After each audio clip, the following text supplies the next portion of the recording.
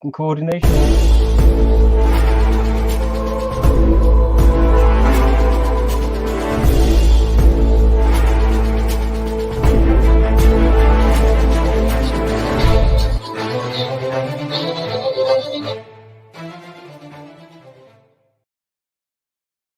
Namaste, viewers. Thank you for joining Jaipur Dialogue, Day 3 of the Education and Culture element of India in 2030. Now, this is a very remarkable issue. We are today going to focus on the caste-based attack that happens on Hindus. One of the biggest clashes today about Hinduism and Hindus is a caste-based nomenclature, definition of divisions in Hindus. The belief that Shudras were socially inferior is as much false as it is a myth. Untouchability of today didn't exist in Bharat of old times. Many illustrious names were of mixed parentage. Krishnaji, Bhagwan Krishna himself attributed quality and actions of men that were not determined by birth. Yet, Bharat is a cradle of supposed casteism as it is being talked about. No country, no country is more tolerant and accepting than India and than Hindus. India has been home. India is a home to all persecuted religions in the world. Yet, there is more international rebuke for the death of a missionary, accidental or otherwise, than the ethnic cleansing of Kashmiri Pandits from Kashmir. To discuss this issue of caste, how we are manifesting ourselves in it, how are we contesting that, how are we belying this, I wanted to have welcome three amazing panelists today.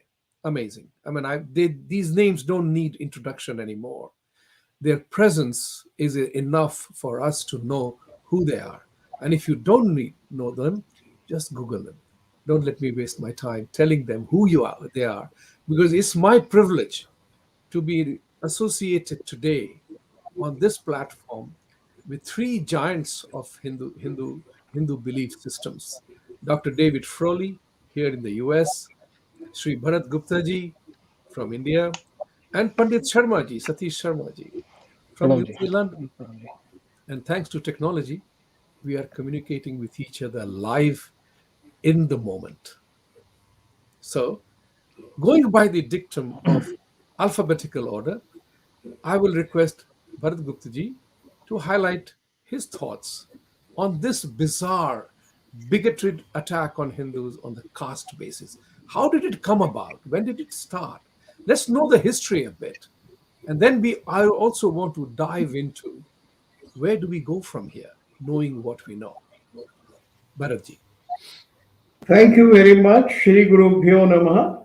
I'm happy to be with my very, very old friend David Frawley and Pandit Satish Sharma ji, whom I meet today, and I hope to meet again and again. And of course, with you, Vibhuti ji, and all the audience of Jaipur Dialogue. Now, talking on the subject of Varna, Varna and Jati, as the Indian terms go. And then, of course, using the term caste because that's being used in the English language by European scholars and Americans and Indologists and a whole lot of people, including politicians. One has to look at a bit of history and then the present issue. Now, the present issue is something which is perhaps only 4 or 5 year old with the current setup and the current things that are going on in the United States and this new wokeism. And if you see it in the context of this wokeism, then you have to talk about it in a different way because they have equated the caste or the so-called Hindu caste system as they look upon it and as they try to foist it on everybody else's mind. If you look upon what they are saying and equating it with German Nazism, uh, Hitler's anti-Jewish activities, and then, of course, the white-black conflict. Now, this is a very, very recent political jargon which has come about, and one has to confront it as the battle of the day. This is one thing. But if you look upon how the West, so to speak, or how the very early Christian missionaries or the 19th century Indologists, or even some of the very contemporary Indologists, very famous ones in the North American continent, have been looking upon caste, is their very, very old formula of what was called Hindu as the Homo hierarchicus, that this is the essential crux of Hindu thought. Now, disregarding all the Mahavakyas of Hinduism, like Sarvamidam Khalu Brahma, that everything is of the same level, everything comes out of Brahma, disregarding what is given right in the beginning of Manusmriti, where it is said that Brahma and Brahma and Brahmana are one substance, and then according to certain activities, they fall into different roles. Disregarding all that, they postulate a category which is enforced by the so-called Brahmins. Now, there are so many stereotypes created over the years that they have made a total picture which is historically neither true, which is unjustified, which is not the journey of India in the last recorded 5,000 or 7,000 years of textual evidence. So we have our side of the story. After all these years, I'm very clear that I have my side of the story to tell, and I have to confront what is their side of the story, the Indologist story, the Western story. And one has to say that, look, you are deliberately portraying things which did not even exist. For instance, now the high point is the so-called lowest varna or the Shudra varnas, and they would go immediately to the so-called untouchable. Now, in ancient India, and according to the descriptions one find in the text, of course, there were some people who were untouchable in the sense that you would not go and sit with them or eat with them. But then those were parameters which were drawn, just as you draw parameters today. I mean, you don't go into an operation theater today with your shoes on. There are certain precautions that you take right now. There are parameters and boundaries that you draw for the sake of certain divisions that you have to make for survival. Similar things were done at that time. For instance, a chandal would not be allowed to come and sit in just anybody's home. But then one has to see what is the sociological order, what was the real thing that was going on, and one has to see if this was the dominant thing. After all, this is one small part of the activity of a very vast society in which people behaved in so many different ways. And the norms were so different and so complicated that unless you understand the totality of that society, you cannot understand the thought behind it. The whole question of whom to touch and whom not to touch is a very sophisticated idea. And the idea of what is pure and what is impure is very different from what is considered to be discrimination in modern times. I mean, this is something so different in habits, this is something so different in the whole social order. And it is so different in terms of what was considered as valuable and what was considered as something which had to be done. Now, I have just concentrated a bit more upon something like touch or touchability or untouchability or pure or impure.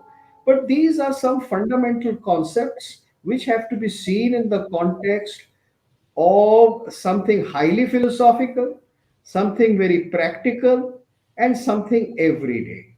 And unless you see the whole picture of the Varna ashram, you will not be able to see that this was a very complex cooperative web.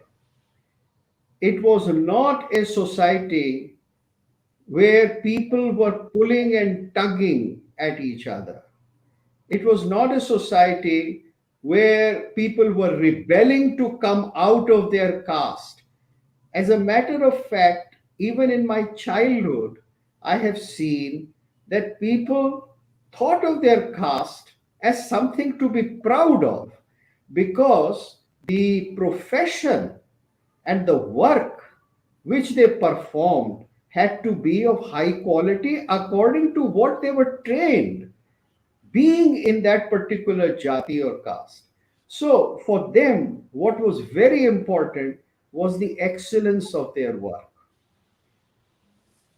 And Thank you. if you Thank you say very much something, for a brilliant opening statement that you made. yeah, David, I would come to you, Dr. Frawley, asking you one particular question that it rotates in my mind all the time. And that is that how did we, the Hindus or India, allow a jati and varna to be so devastated in the West, the way it got distorted and devastated in the concept? And the second part comes in my mind is why in the West there is so much animosity about things that are related to Hinduism, Sanatan, and caste has been made as a beating stick to all of us. Your thoughts on that? Yes, yes. Namaste, Shri Guru Bhyo Namaha. I'm very happy to be with you, Vibhuti, and my friend Bharat, and Professor Satish Sharma, who I've also heard a great deal about.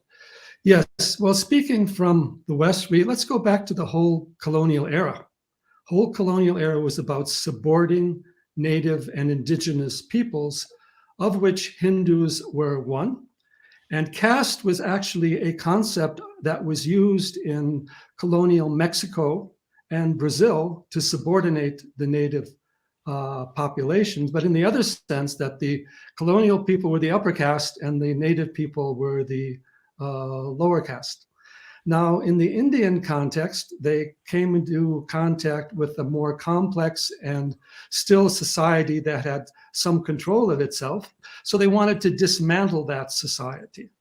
And to dismantle that society, they saw tremendous social cohesion based upon Varna, which is not caste, but stage of development, and also Jati, huge community, extended family, very deep beliefs, rituals, and celebrations that blocked conversion, great gurus, great philosophies, great teachings. So to counter that, they tried to delegitimize the Hindu society, just as they tried to delegitimize Vedic texts by making them primitive, or as Bharat said, ignoring the Vedanta, Sarvam, Kalvidam, Brahma, taking things out of context. And of course, the colonials control the education in India since Macaulay, and they control all the educational material in the West, including the media. Anti-caste thing went to New York Times, etc. And it was very central to conversion because you could use the caste oppression emotion to draw money from the West to convert people in India. And so it was largely connected to missionary influences as well as to political power. The British discredited India as a great civilization in order to rule it and expropriate all of its wealth. And they also then had to try to undermine the Hindu society. And they saw caste as a weak point because this concept of untouchability. They could spin around in various ways. And we also have to remember in the 19th century, when this started, slavery was still there in the United States. Slavery was still there with the British. It was all throughout Africa. And even in Africa, they did a very interesting thing.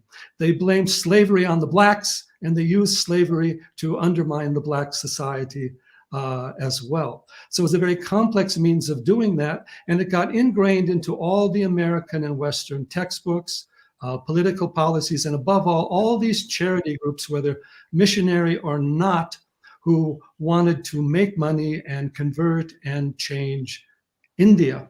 So caste then could be this kind of black shadow that could negate anything else. And at the same time, people in the West then were revolting or wanting to change, go against slavery and all of that. So that could be put into that liberal mindset as well. And the other thing we have to remember is this division of roles, Bart has already talked about it, is based upon functions, one being many functions, as the Vedic said, Purusha is everything. But with technology, we had the spread of education, we had manpower being replaced by machine power. So there was also a movement away of that use of human beings that was part of the earlier non-technological society. So putting all these together, India could be challenged on the caste basis to negate everything else, and particularly then later the Marxist mentality in the name of equality and social equality and all of these things could highlight this and use it again as the one point to ignore, cover over, or misinterpret everything else. Thank you very much for a very clear enunciation of your point of view. And I'm coming to now to Mr. Satish Ji. You have written a book, and you are part of the colonial ruler the Brits were. And so the caste element has a lot to play with the colonial mindset. And in the colonial mindset, as Dr. Frawley very, very eloquently put it, it was all about domination and subjugation. It was not about freedom.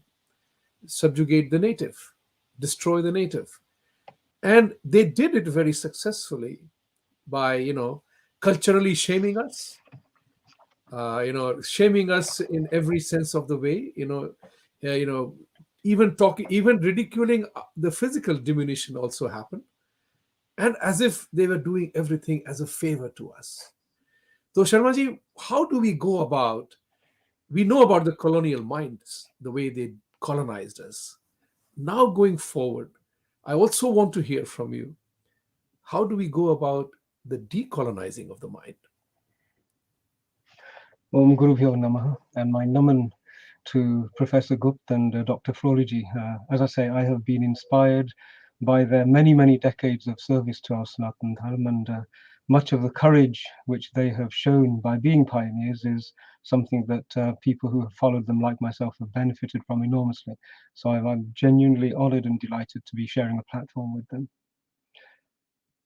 You have put a couple of very pertinent and contemporary questions forward, and they are very, very much shall we say, they're questions and issues which I've had to deal with in the last 2 or 3 years here in the United Kingdom. So I have a wealth of practical experience to bring to the conversation. But before I do that, I just wanted to touch on this notion that the title of this session is about a straitjacket, and has caste been a straitjacket for Hindus? And in essence, it has. And here's how I see it. We've all heard of the statement about an emperor who has no clothes, where the emperor is actually stark naked, but everybody around him is fearful of telling him that he's actually in his birthday suit. And so they all conspire for their own personal benefit to maintain the lie that he's fully clothed. Now, when I thought of that analogy, it struck me that Hindus are in the same situation. We have been told that we are bearing a straitjacket, that this thing called caste defines us, limits us, it's our clothing, it's that by which we are recognized. And by and large, we have bought in to the peer group pressure without scrutinizing the fact and saying, actually, no, I'm not wearing this straitjacket. It is not something that is mine, and I refuse to have it foisted upon me. So yes, we have been put into a straitjacket, this concept called caste. And being naive and innocent and genuinely good-hearted people as dharmic people are, we have moved into reflection and introspection, and we have absorbed this. It's almost become a subliminal guilt that every Hindu has carried, who didn't know what the truth was, has carried with them. And it's been a vulnerability in our Hindu psyche in every area and every field that we engage with. This vulnerability has been exploited by those who would seek to destroy the last substantial and still relatively integrated indigenous pagan civilization extant at this moment in time. And they have sought to exploit this vulnerability at every opportunity, and they seek to mention it and speak about it and leverage the benefit, the civilizational benefit that barbarians would seek to acquire by inflicting this death by 1,000 wounds approach upon us. The trouble is that they, I think, overextended themselves with their desire to extinguish us too quickly. Here in the United Kingdom, we have 3 generations of our Bharatiya community, and in that time period, we have been dharmic, purely dharmic, and as a result, we have grown organically without the identity of caste being in our awareness. There is no caste-based legal system. There's no recognition of caste in constitutions or anything like that here in the United Kingdom. And so we were free of caste consciousness. Our youngest generation, the 3rd, 4th generations here, had no concept of this. But what the Evangelical Church of England did was they tried to break us, because we're becoming substantial, influential, wanting to contribute more than just taxes to the exchequer, wanting to contribute a better understanding of how human beings could exist together, how we could explore spirituality, religion, using some of the principles that we've been blessed to have accumulated over the years. They decided we needed to be broken, and they leveraged and deployed the same divide and rule strategy which they did in 1844, 4th of January 1844 in Bharat, and they tried to deploy it against us here. Now, as Paramatma works his mysterious works in his own ways, Prabhu ki Leela, as we say, he decided that this was something that we needed to know about, and a few of us awoke to this accusation that we were all castists in this country, shocked and horrid. One thing that came out of it, which I realized straight away, that if caste becomes recognized in law, which is what they wanted to do, it would deny a Hindu the right to be treated as innocent and equal in the eyes of the law. It would enshrine into law a presumed guilt, a presumption of a hierarchy. It would judge me on the basis of my surname as being guilty by birth because of this lineage, and therefore to be treated and denied under law with an equal hearing. I would no longer be presumed innocent until proven guilty. I would be presumed to be guilty, and I would need to actually prove my innocence. This is the devious nature of what this caste trope is intended to achieve, and it's been doing it so successfully for such a long period of time. So we set about trying to understand this, and we have in the last 2 years achieved something quite wonderful. I think once and for all, we have established in the English language, and this has not been refuted, it has not been undermined, it has not been defeated, that there is absolutely no scriptural approval, no scriptural explication, no scriptural recommendation of a hereditary, hierarchical, endogamous social structure in any of our Shastra. There is no connection between Shastra and this dreadful way of organizing a society called caste. So we can break this word, this phrase from Hindu caste system. We can remove the Hindu aspect of it in its entirety. And I'm more than happy to challenge anybody who would seek to refute that. I look forward to the opportunity of doing that. So there is no such thing as a Hindu caste system. A consequence of that is that we should therefore not appropriate it. We should exclude it from our thinking. And every time I hear one of our own Hindus refer to somebody and say, well, he was in this caste, and I say, no, he wasn't in a caste. He was in a jati, he was in a baradri, he was in a samaj, he was in a parampara, he was in a kul, he was part of a gotra. He was never a part of a caste. Caste is a hereditary, hierarchical, endogamous system, and it has no feature in any of our history or indeed our Dharma Shastra. This has now been established. That was the first objective that we needed to do. But there is the next step is, what do we do about it? Now, because we were actually faced with this as a very real threat to us. We needed to work out what to do about it. And what we did about it was a journey of 4 or 5 years. We had to move from just Gyan Shakti. We had to move to Ichha Shakti and develop enough community will to make a change happen. And then we had to move to Kriya Shakti, which was to execute and generally become active enough to make the change that needed to happen and to prevent this atrocity from being inflicted, this hate speech from being enshrined in law against us. And the book that I had to write, as I say in the prologue, I never had any intention to write a book, and I had certainly no desire to write one on caste. But the journey that we went through is a journey that I think now every Hindu is going to go through. As we work through this idea of what caste is, as we become familiar with it, we will recognize that within the understanding of what's going on, we have then the responsibility to dismantle this colonialist trope, which is still being proliferated, it's still being used against us. Only 2 or 3 days ago, Harvard University Students' Union accepted the word caste as something that they would include in discrimination legislation, I suppose, in their rules. So they are now saying, yes, caste exists, yes, it's Hindu, and if somebody comes to us and says, I've been discriminated against on the basis of my caste, it's a valid position. And so we now need to dismantle each and every one of these occurrences. And in the book and in some of the talks that we're doing and will continue to do, we lay out the toolkit for doing this. So we're going to launch a toolkit in the new year on how this can actually be done.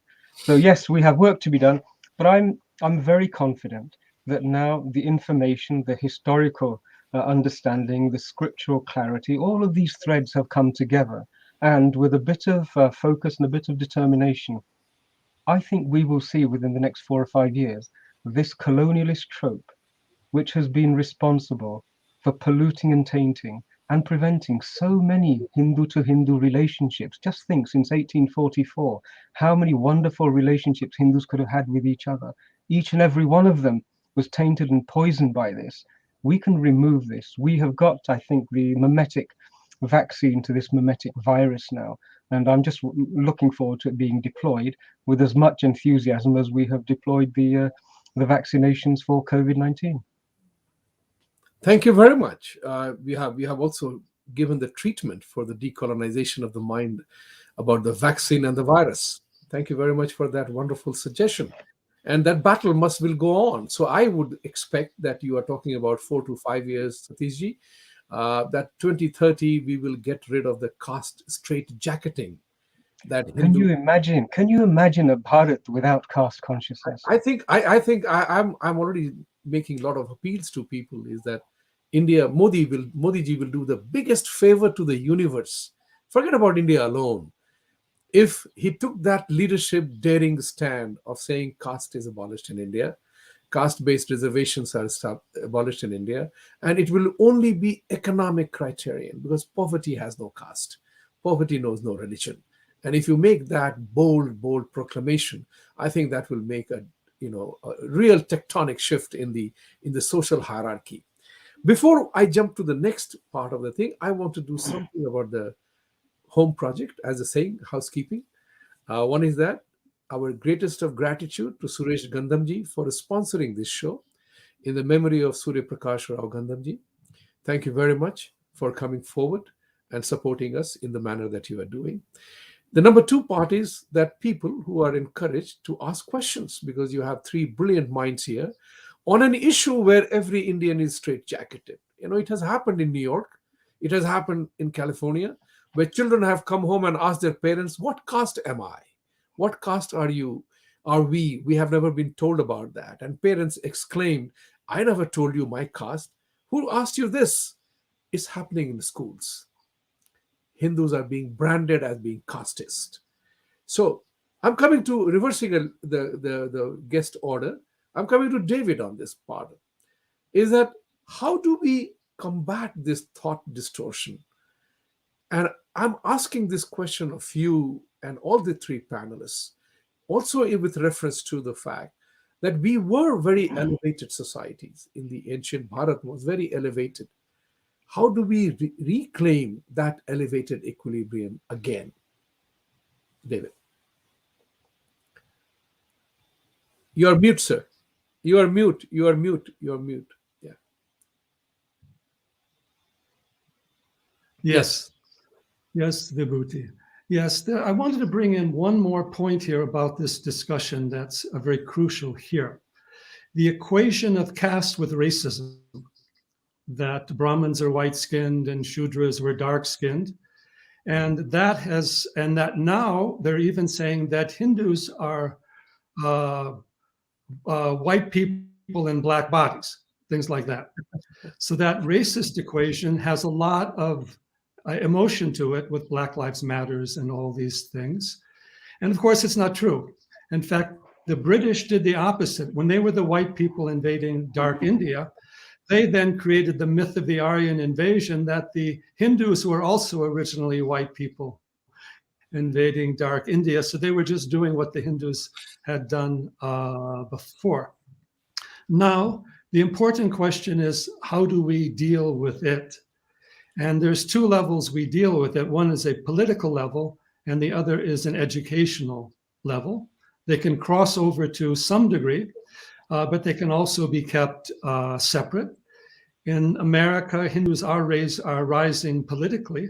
And I want to thank the British Hindus for pointing the way. In the last elections, they voted as Hindus, and they made a big difference, and people had to hear their voice. Hindus in America also have to do that, not just on the caste issues, but on other related issues. Now, one of the attacks on caste that is going on is because Hindus have been very successful in the West, and it's an attempt to discredit them. Now, previously, we were always told Hindus were poor, uneducated, superstitious, unclean. Now they're saying Hindus are a dangerous, affluent, educated, global elite that are threatening potentially democracy. Of course, this is the same people who had previously said Hindus didn't know anything.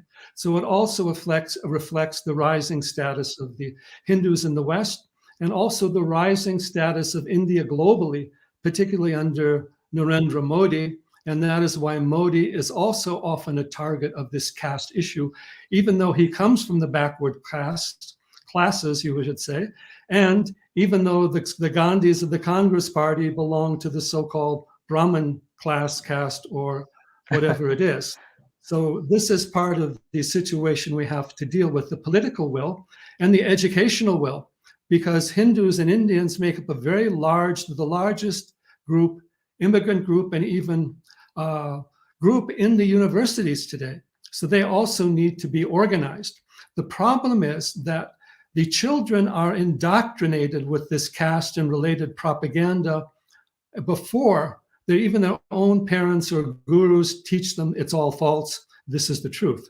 So we have to teach the Hindu youth, and we also have to go into the schools in the West and change these false narratives in order to undermine how basically you're conditioning a person to a certain view before they've heard the other side. You're discrediting, negating the Hindu view before it can even come up. So when Hindus say something, you can say, oh no, you're just protecting caste or whatever it is. So the educational side must be there. And it should also be there in the Hindu temples. It is coming up in a number of them, schools, family education, sampradayas are mentioning that. We have many like Swaminarayan, Chinmaya Mission, etc., that are taking action. So we have to take action. We have to vote.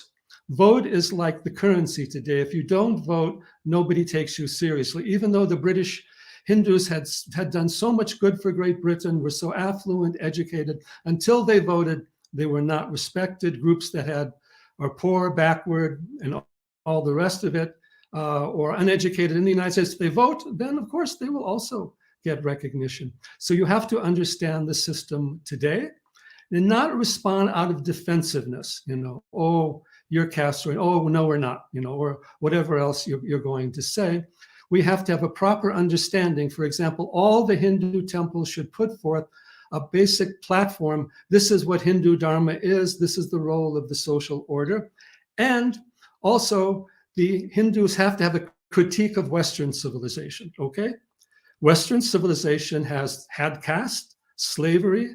Today, there's great differences of the rich and the poor.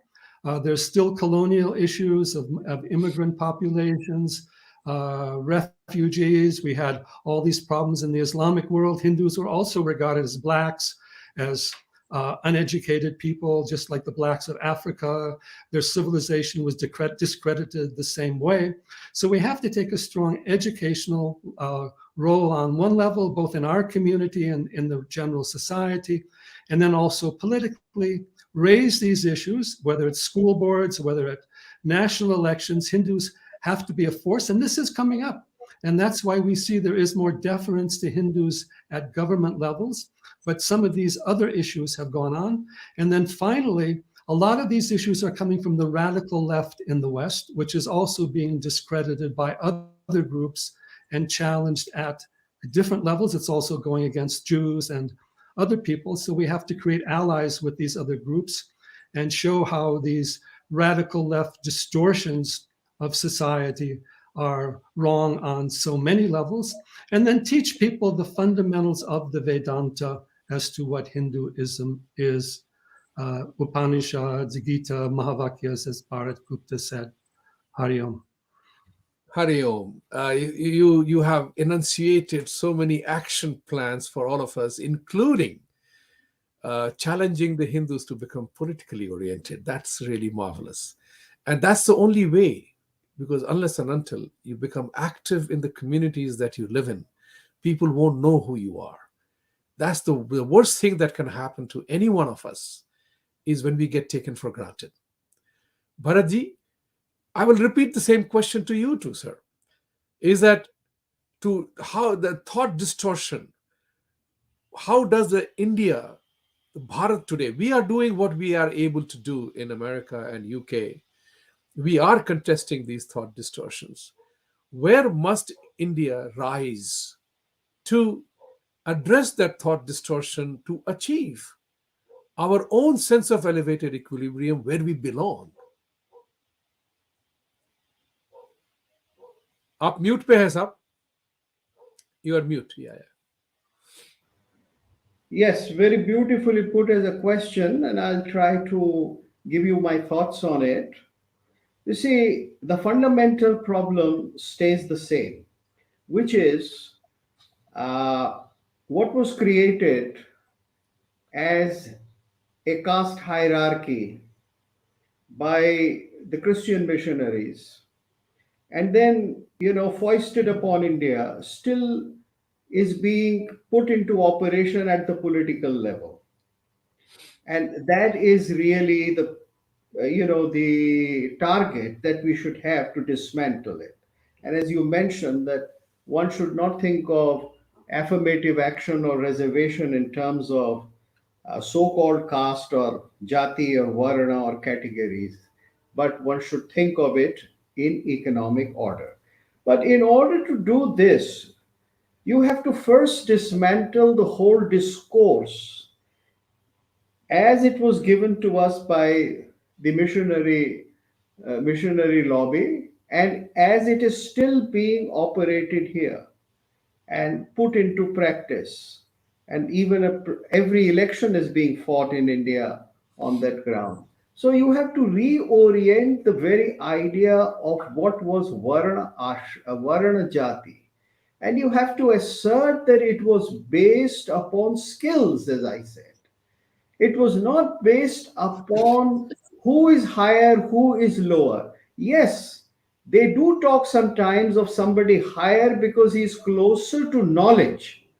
But then there are thousands of stories which say that somebody belonging to a lower social status or not so rich has greater knowledge than the highest of the educated. And very often a sage is sent to a courtesan to understand what is Brahma or what is truth or what is action. Our Puranas and texts are full of such stories. So the point that India has used this Varna and Varna Ashram Vyavastha, Varna Jati Vyavastha to develop skills is the most important thing, because after all, what is the reason why the Hindus have been so successful in the North American continent and Europe as compared to people belonging to some other religious denominations. They have been so successful because the whole concentration of every Hindu is on the skill that he or she has inherited, the place he or she belongs, and then they can excel. And now, in the last almost 100 years, but specifically in India in 50 years, we find that people are jumping from their traditional skills and using that same knowledge and that same uh, ability to innovate to acquire a new skill. And this is how the economic prosperity of India has always sustained itself in the past. And so, if people are shown the way in India, as well, of course, they have learned how to do it in a freer society or in a society where they have greater freedom, like the North American society. They have demonstrated it, the Hindus. But this is what is to be done in India. And the great emphasis on promoting vidya, promoting skill, promoting kaushal. I mean, our traditional word for skill is kaushal, and kaushal is a very elevated word. You see, yoga karmasu kaushalam. In every action, if there is kaushal, then that is yoga. And then it is kala su kaushalam, yoga su kaushalam, and any kind of skill. If that is awareness is developed, that how so-called jati or so-called varna helps you to climb into something more useful, that you don't have to be ashamed of what you have inherited, but that you are recreating a new category for yourself, a new jati or new skill for yourself. That is the way out. Because I don't think that either you can combat the stigma of so-called caste system by just saying no, the caste doesn't exist, or by saying that we never had it, but that you have to recognize the dynamics that it always had. As I always say, that India was not just an upper class and a lower class society, as perhaps ancient Greece was, or ancient China was, or Europe was. But India was always a middle class society. The bulk of the people in this country were not even Brahman and Kshatriyas, but they were Vaishyas and Shudras, because these were the people who were producing all the time. They were the people who were manufacturing things, and they were they were the cornerstone of prosperity.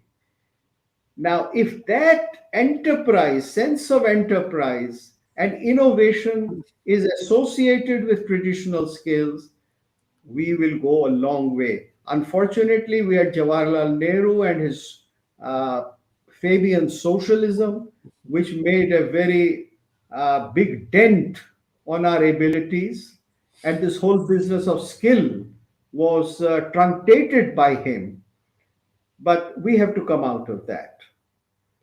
It's still the struggle against colonialism, which has been internalized, and to understand what are the dynamics of the ancient society.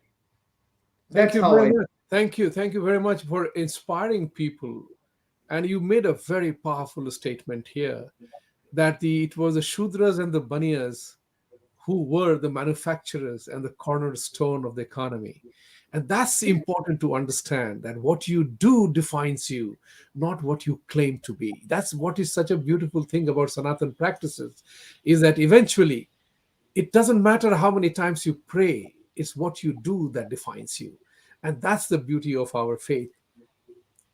Satishji, before I come to you with another part of the thing, we have another 10-15 minutes to go before we jump to the questions. Viewers, ask your questions. You have a brilliant opportunity to ask questions, and the best question will get a reward, will be acknowledged. And this will be acknowledged by the three gentlemen out here. And only if they don't agree, then I will put in my voting pattern in this one. I will be the deciding vote. But I think I will not arrive at that. So ask your question. But going back to one of the most important ones, on Jaipur Dialogue, we have done shows about the research done by Pew and Carnegie and others. Still, Harvard University still hampers upon caste basis. Pew Research, which was done in India, not of us alone here, they debunked that caste is a privilege item in India. They also gave the statistics that 70% of the Indians are belonging to OBCs, SC/STs. So you realize how the division has happened. They gave the data. We have the data to back us in terms of the fact that it's not Tom, Dick, and Harry. It's Pew, it's Carnegie Foundation. They have established through data and research that the entire caste privilege thing is not relevant in the Indian context. I have the report here because the lady Richa Gautam, Dr. Praveen Sinha, who prepared the slides and everything else, and I'll be happy to share with all of you in India and anybody who is watching it. These researches are there. Why aren't we using them? Aren't we asking Harvard and Davis, University of California, Davis, or whatever that is, or the bogus institution? I call them bogus, and I dare call them bogus, like Equality Labs, funded by a megalomaniac billionaire who hates Hindus, thinks Hindu, and thinks India. Why aren't we able to use these research, American research, Western research, to bring it to their attention? Why not use that as a weapon? Sharmaji. Oh, I'm sorry. I didn't realize. I thought you were speaking rhetorically, still addressing the audience. But I'm happy to pick that up because that fits in really well with the remaining points that I was hoping to be able to make. Good.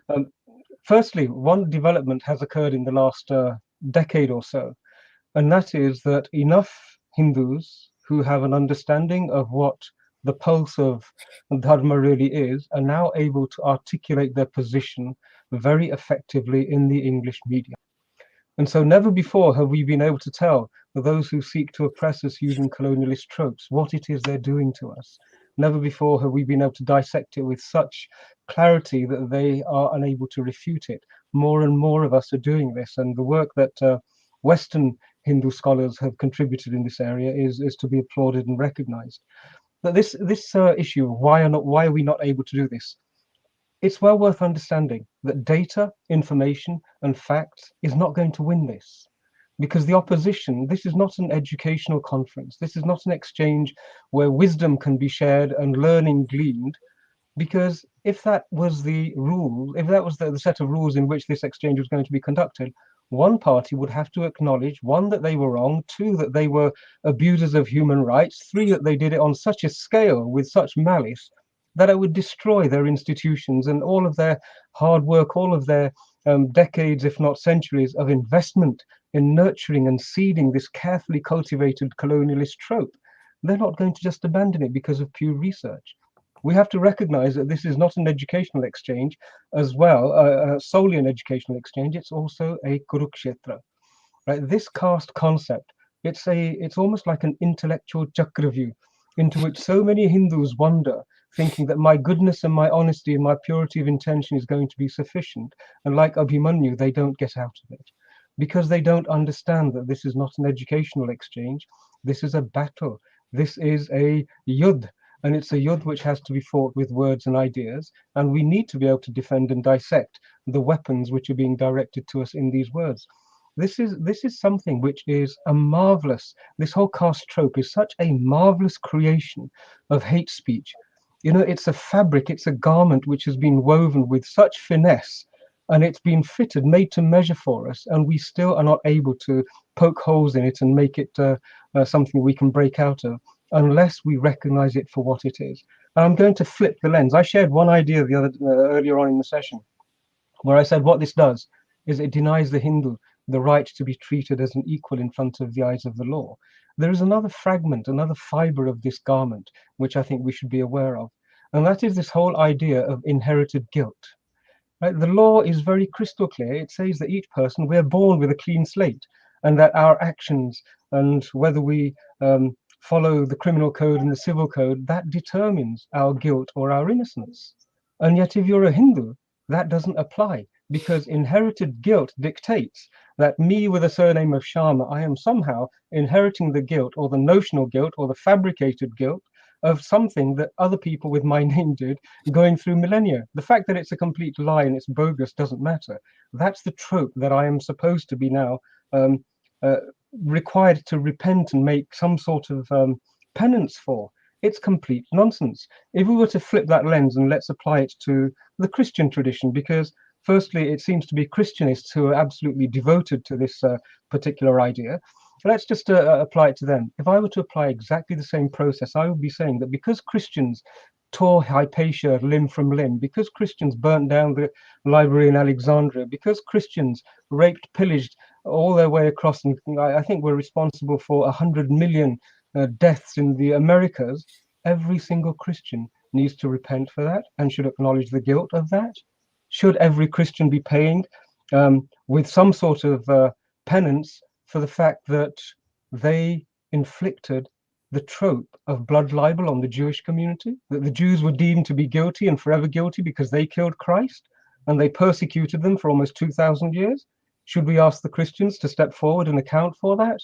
What a nonsense. Now, if we are able to articulate this in the manner in which it's being directed at us, I fail to see how any legislator, how any politician who is going to recognize that there is a sense of an injustice which is supported by fact, supported by history, a prejudice that is being leveraged against us, I fail to see how it cannot be recognized. Now, when you start to see that this is what's being done, suddenly this edifice that has been created in front of us, this tissue of lies which looks like an impenetrable wall, it begins to evaporate. It's a house of cards. It's constructed and very carefully nurtured to be something so terrible that until we actually address it, until we actually attack it, until we actually assault it with wisdom, with words, with understanding, and with compassion, it seems to be so daunting. But once it's actually challenged, it crumbles, and crumble it must.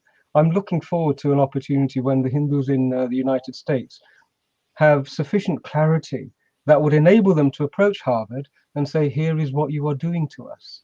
Is this the manner in which Harvard, the premier research institution in the Western world, is incapable of addressing an issue, of doing a little bit of research, spending some of those billions of endowments to ensure that they're not being exploited by a left-leaning political machine? Are they incapable of doing that? Surely Harvard can do better than that. I would love to see the opportunity being taken, a forum being created, a Kurukshetra being created by our own community in the United States, where they could then launch these invitations, shall we say, invitations to engage with Harvard, and it would evaporate. All it will need is for one such engagement.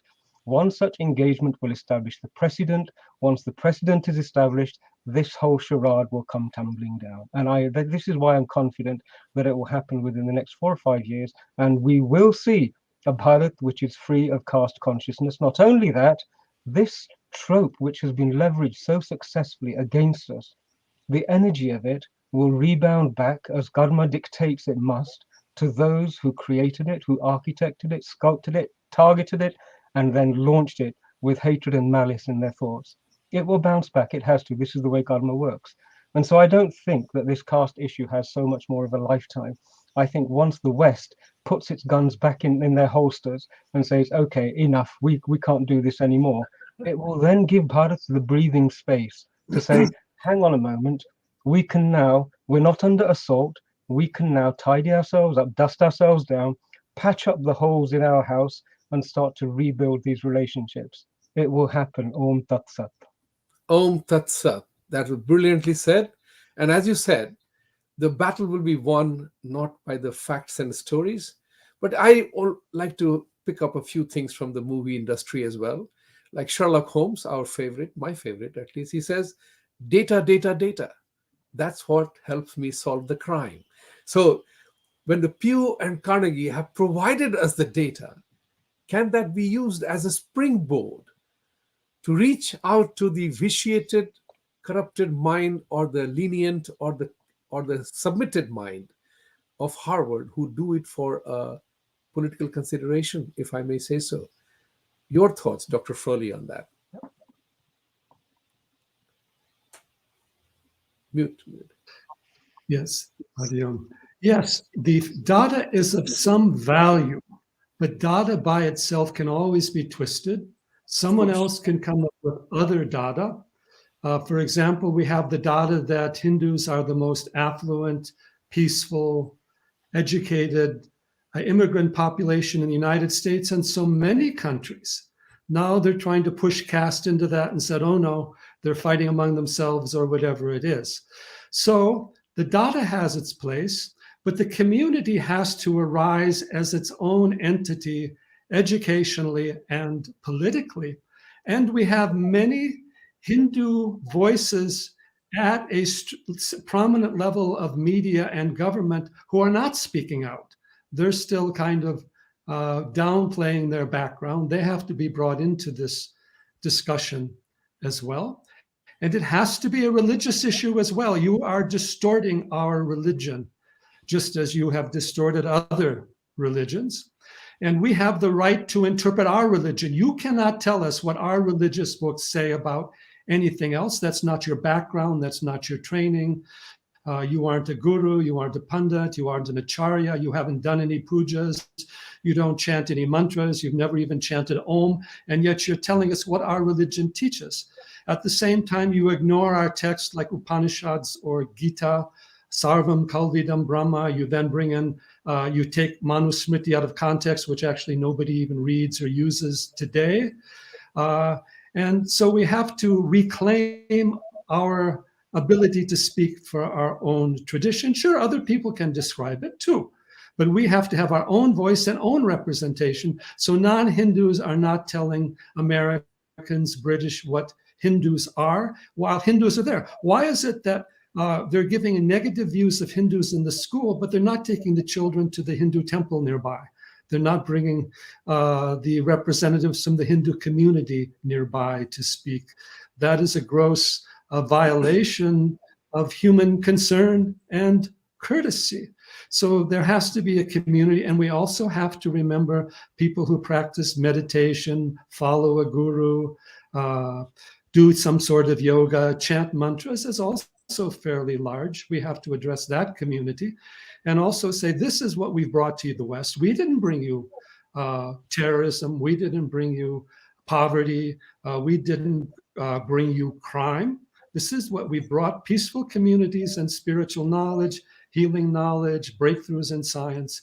So that community has to come out, and our representatives have to be allowed on media and educational boards, or we should boycott them and challenge them as prejudice. So there's many things like that we can do. How do you? Oh, thank you. Thank you so much. Thank you. You elaborated on quite a few things, and that was a wonderful action plan. And Bharatji, coming to you for the last comment for you before we switch over to the question answers from the audience. Wanted to ask you the same thing that I'm checking out with you on this. A lot needs to be done in India as well. So as I said, we are here, we are doing what we can, but where is the research done in India about the discrimination that is race-based in America? Why there are no Indian politicians asking questions on race discrimination and Black Lives Matter? Why are we so disengaged, uninvolved? And David, Dr. Frawley mentioned about one thing, is that they may say whatever they say. They have a right to say whatever they say. Where is our narrative? That's what we are trying to do in Jaipur Dialogue here, is to create awareness about who we are. If we don't define ourselves, others define us. And that's where we have become victims of that. Your last word on this, sir. Well, I think a good beginning has been made, at least in the last 10 years or so, not from the political class, because as it very often happens, the political class is the last one to join in when they see some electoral returns. But I think we do have in India now in the 10 years, and I'm very hopeful, a whole class of young people and some not so young or elderly people like myself who have regrouped to raise a voice, to raise the issues, and to bring something very openly, of which even the political class is very much aware of. You see, in India, uh, the discourse with some people is entirely imported. For instance, one can see the Congress party is just repeating the same thing which the seminars of dismantling Hinduism did 2 months back. So you can see Rahul Gandhi repeating pretty much the same paradigm here, that we are abusing Hindutva, not Hinduism, when he is actually abusing Hinduism. So they are using the same tricks, but they know they are fighting a lost battle. And a whole new sense of faith and rejuvenation in Hinduism is coming about. Modern technology is helping it. Many YouTubers like Jaipur Dialogue and various others, on which I keep appearing again and again, they are spreading that awareness. And it has also reached to a certain extent with the political class also, because the present setup, the present government or the political party is even thinking of bringing in a uniform civil code, at least, trying it, a balloon trial, so to speak. Now, these are all signs of departing from the old order, the old Nehruvian socialist order, division of Indian society into majority and minority.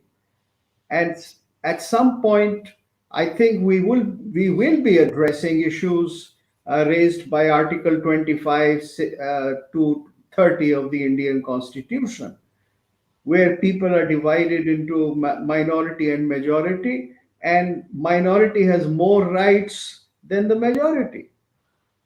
So all this has become very much a matter of social awareness. About 3 years ago, I and some friends, we started this organization called Charter of Hindu Demands, and then it became the Equal Right for Hindus.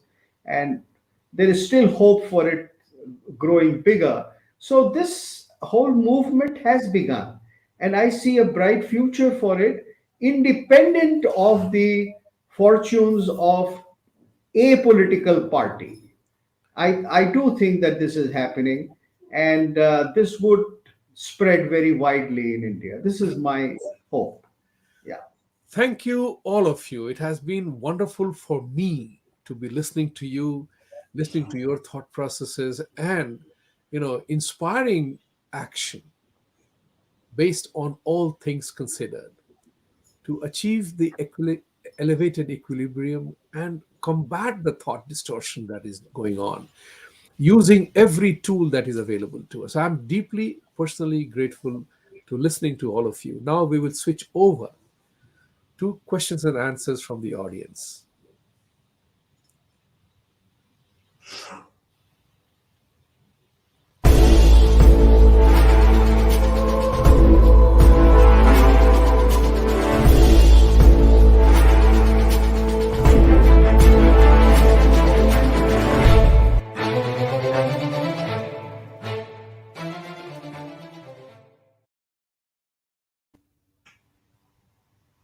King of Jotunheim, thank you, sir.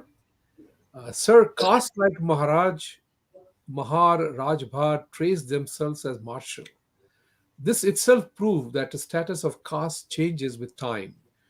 Isn't this a contradiction to claim backward status with martial superiority?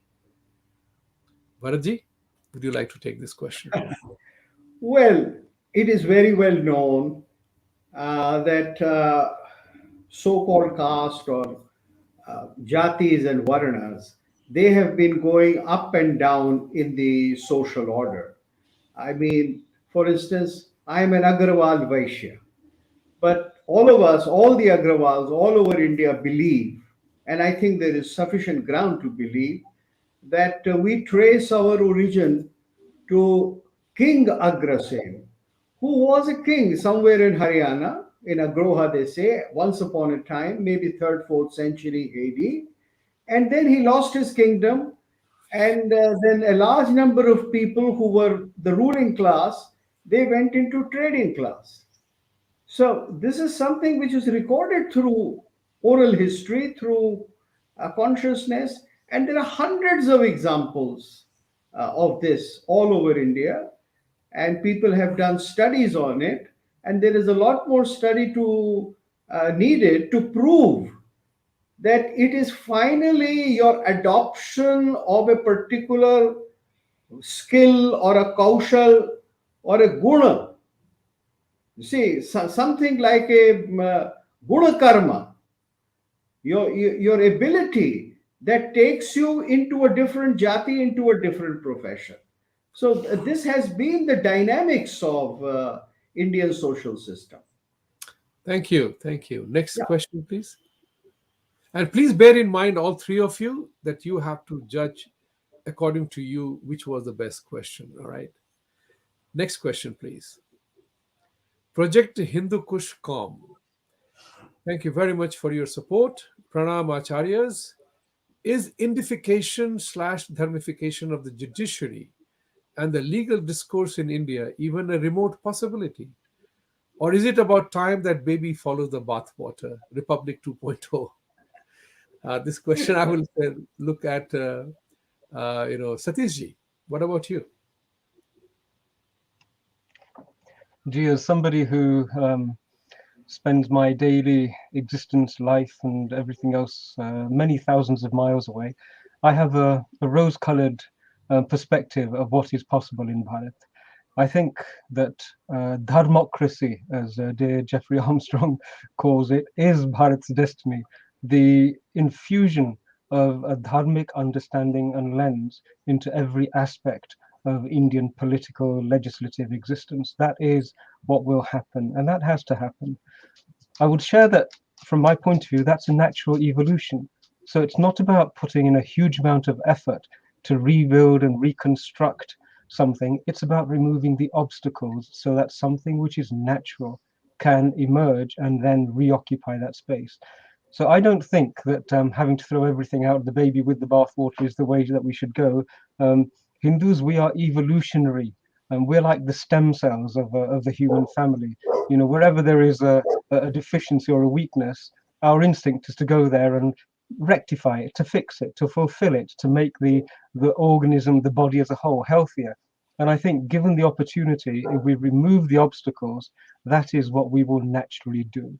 And so we will see a reinfusion of dharma into all of the areas of public life. Thank you. Thank you. Baby need not be thrown out of the bath. No, never throw out the baby. Yogesh Pujari, Pranam Acharyas, do you think that there was no push from government to emphasize to Indians that our culture, education, and Varna system were scientific and dynamic? The caste-based discrimination were a product of colonizers. Dr. Frawley, would you like to address this? Yes, the sad thing that happened after India's independence, the independence thinkers and visionaries, whether it was Aurobindo, Vivekananda, Ram Tirtha, Gandhi even, were thrown out. And instead, a group of Marxist historians with a definite political agenda were allowed to write the textbooks and also form a lot of the rules and be the intellectual wing of a lot of these certain political parties. And so all that was kind of covered over. So then we, of course, as Bharat Gupt has said, that the caste thing was then made into a political equation for voting. Hindus were divided by caste, and then you would ally yourself then with Muslims or Marxists, and then one group of Hindus with them could win, things like that. So these occurred. But so it's not in the education system. but it does need to be brought back in today. Everything in Hindu Dharma is not necessarily scientific in the modern sense, but it follows a wisdom, a reason, experience, a natural and human view. Even the Purusha Sukta of Rig Veda, which speaks of the four varnas, is totally ecological. It says we are all one being, but we have different functions, arms, legs, eyes, ears, etc.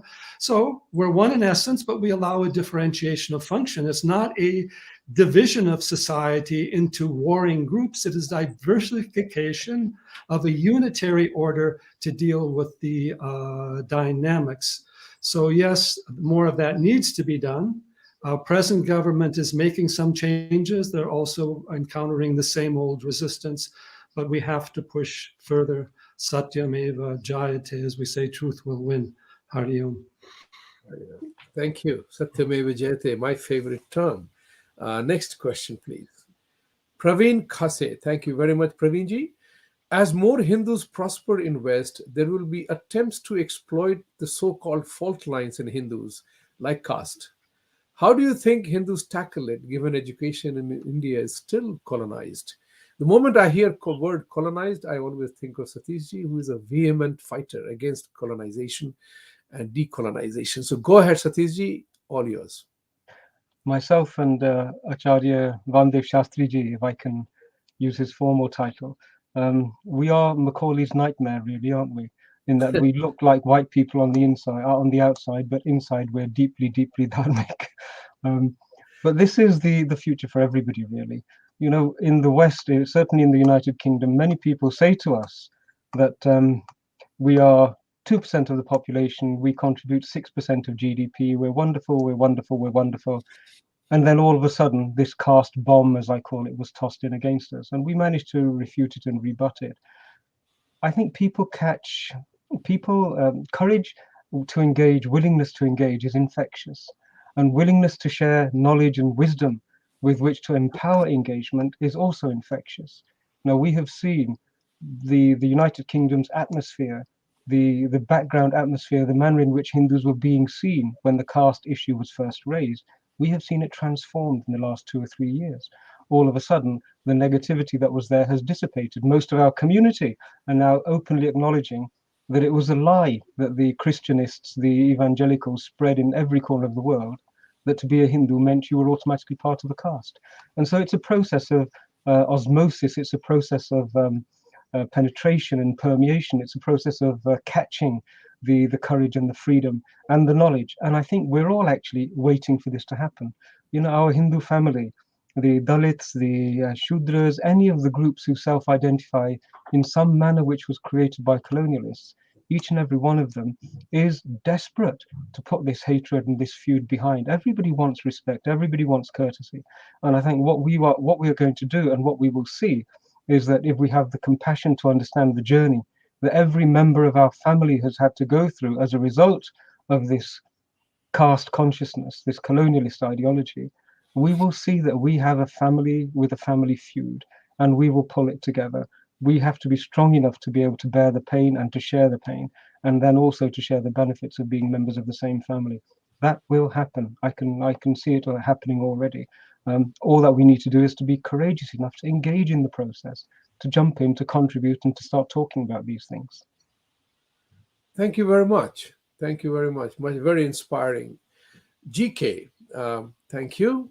Sir, why couldn't we make KV type schools all across the country and everyone should go to one kind of school? Don't you think that's where divide start? Bharatji, would you like to address that?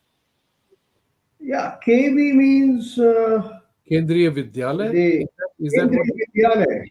Yeah. Yeah.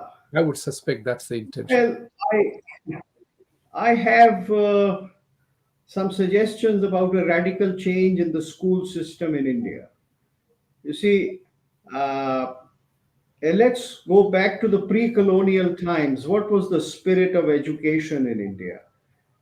That first of all, you were taught all the skills that your family had till the age of 8 or 12.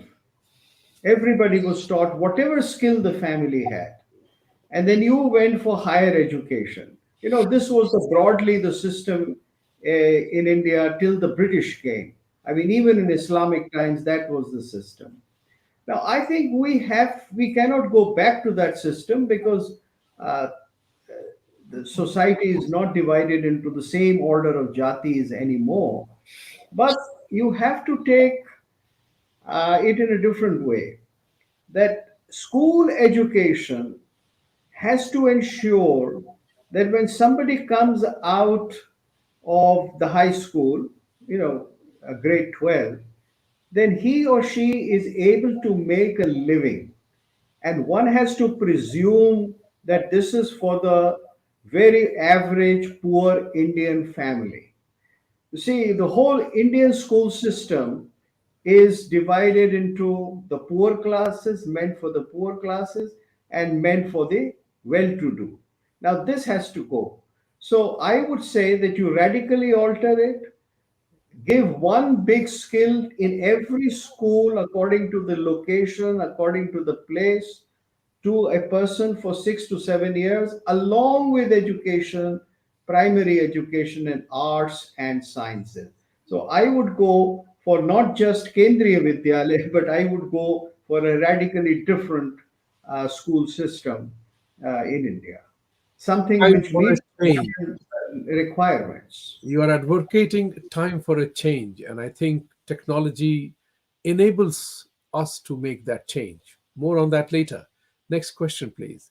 Mini Razdanji, many thanks for your very wonderful contribution support. Suresh Gandhamji, yesterday I wanted to tell you that you are also the sponsor and you are also asking the question. Thank you very much, Sureshji. Namaste. How will this vexing issue be addressed as long as the Indian state uses caste to view its own population? How can this even begin to be improved? Satishji? Thank you. Sureshji, thank you. It's a wonderful question. Utilitarian, how do we do it? What's the next step? Practical steps. It needs to be done. I don't think it can come from within. I think this has to come from without. I would share one thought which is worth ruminating over. The first point I made was that the denial of equality for a Hindu in front of law. That's an important concept. It's irrefutable. The second point that I made was inherited guilt.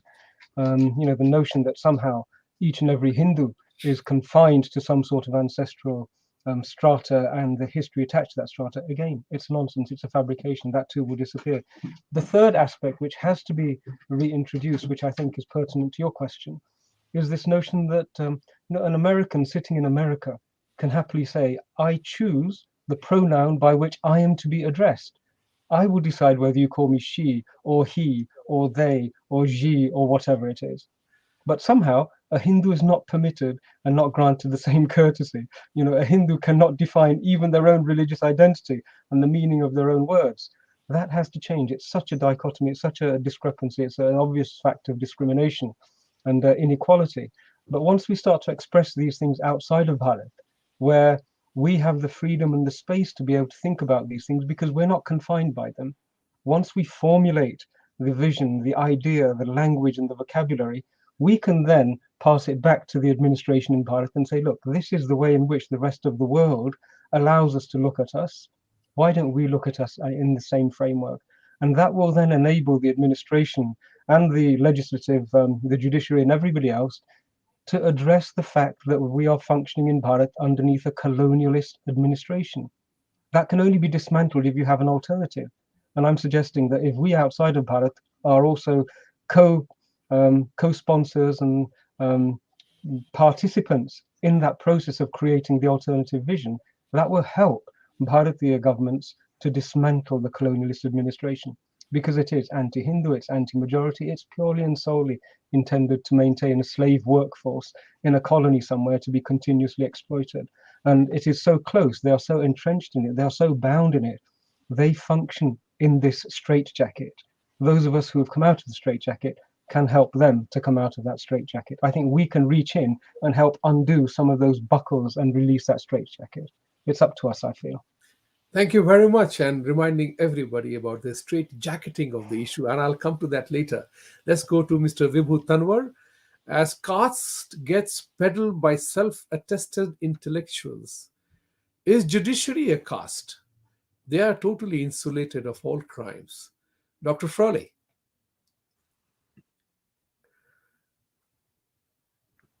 Yes, Hadiam. That's a very important question, not only about the judiciary, but it can also be extended to media, certain academics, and of course, even Letton's Delhi. We do have certain hierarchical powers that are dictating these issues and that are not accountable and who are regarded as having the last word on this. So in India, the judiciary is doing things that judiciaries in other countries don't do. In the West, the judiciary can comment on a situation, a law, a case. In India, the judiciary can take up a case of its own right and make a judgment, even without having to deal with any much by way of opposition. I can even tell you, you can't use fireworks on Diwali or something simple like that, extending beyond that. And then the media also is not accountable for their views. The academics are now also saying, we are the authority. No, you're not an authority. You are simply an educational group. You do not have the right to speak for Hinduism because you are an intellectual in some South Asian field. And so we need to question that.